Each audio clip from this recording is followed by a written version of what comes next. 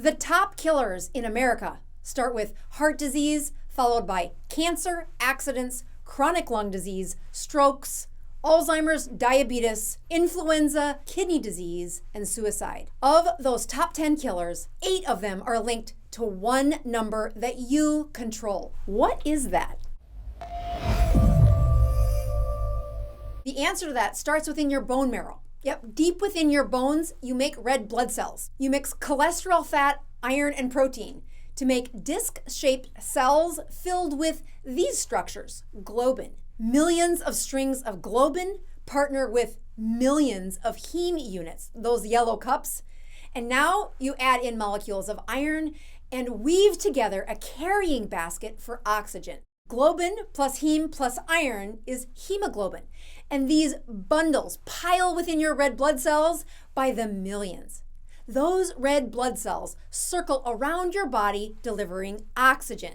Inside your lungs, your body lets go of carbon dioxide.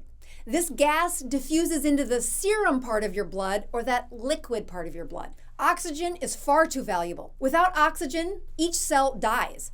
So oxygen doesn't just diffuse into your serum like the carbon dioxide.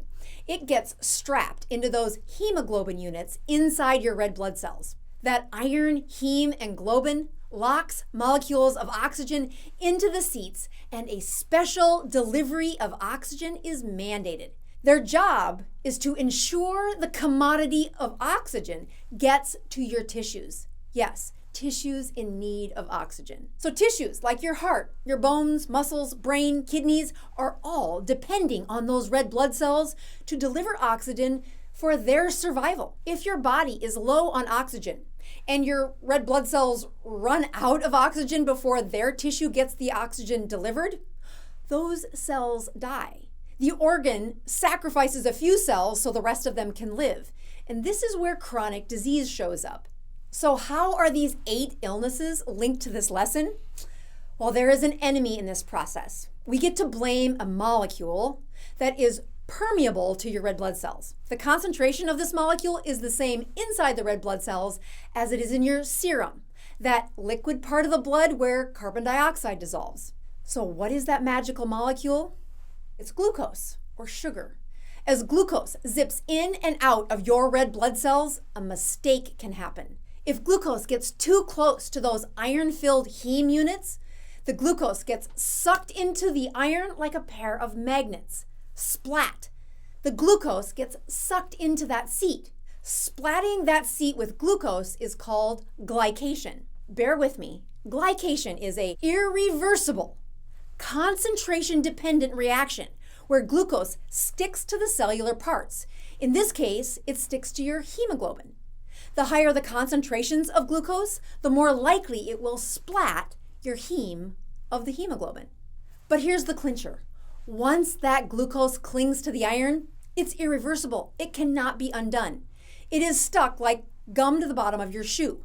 And the seat on that oxygen roller coaster is out of service for the lifetime of that red blood cell. Only the death of that red blood cell, also called recycling inside your spleen, can reset the seat to carry oxygen again. A newborn baby red blood cell just leaving the bone marrow offers hemoglobin seats to millions of oxygen molecules. This is for the efficient delivery to your tissues. And those little red blood cells live for about 3 months or 100 days. But the higher your blood sugar in circulation, the more likely it is for those hemoglobin to bump into oxygen. If that sugar happens to hit an open seat on the first day the red blood cell is outside your bone marrow, it's out of commission for 3 months. And that's a lot of missed oxygen your tissue was depending on. The more roller coaster seats that are glycated with sugar, the fewer oxygen molecules grab their seats when those red blood cells arrive in your lungs. With fewer seats available, your oxygen is less. Less oxygen correlates to death by suffocation at that cellular level. That means dead from one of these top 10 diseases. There is one test that measures how many of your roller coaster seats are sticky with glucose and no longer have the ability to carry oxygen to your tissues. That test is called glycated hemoglobin A1C. It samples a bunch of red blood cells, ranging from the newborn red blood cells to the ones that are dying or nearly 3 months old. The test measures what percentage of heme units are filled with sticky sugars. The average hemoglobin seats glycated with sugar are mathematically proportional to your average blood sugar. The higher the average blood sugar, the fewer seats for oxygen to bind.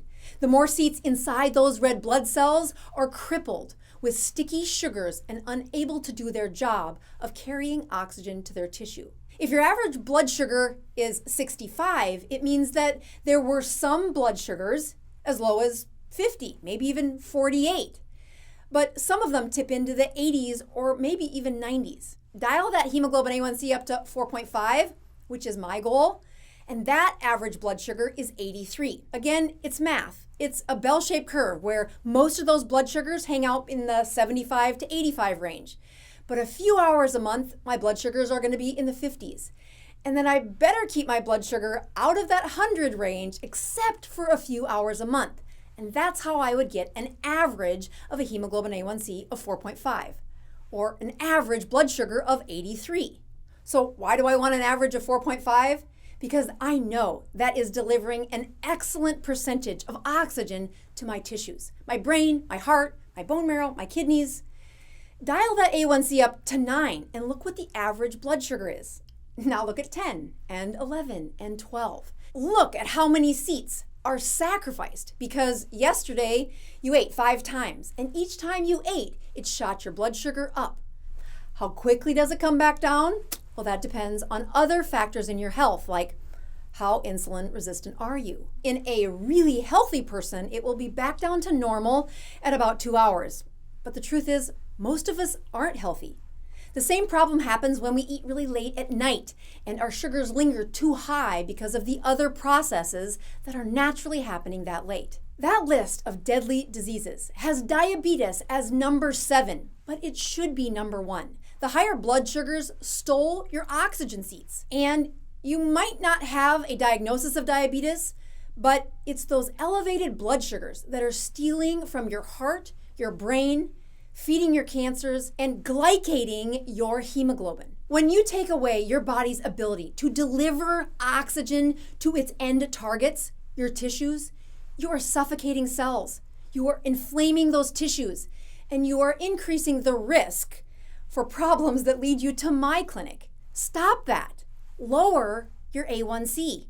Oh, you don't know how to do that? Oh, watch this video. I got you.